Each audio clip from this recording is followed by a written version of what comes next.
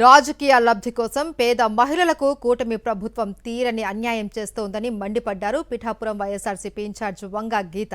గత వైఎస్ఆర్సీపీ ప్రభుత్వంలో మసీదు మాన్యంలో ఉన్న 5 ఎకరాల భూమిలో 250 మంది మహిళలు ఇళ్లు నిర్మించుకునేందుకు రిజిస్ట్రేషన్ చేసి పట్టాలు పంపిణీ చేసింది.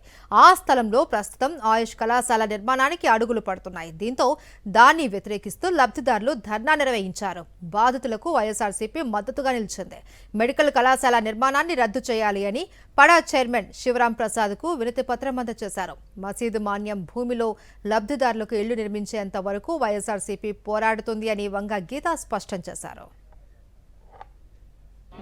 ఎక్కడో కాకినాడలో శాంక్షన్ అయిన కాలేజీని అక్కడ అన్ని రకాలుగా సరిపోయే ల్యాండ్ ఉన్నప్పటికీ కూడా దాన్ని తీసుకువచ్చి పట్టాదారులు మరి భూమిలో ఆ కాలేజీ ఇవ్వటానికి ఉత్తర్వులు నడపడం అనేది తీవ్రమైన ఆందోళన కలిగిస్తుంది లబ్ధిదారులందరిలో.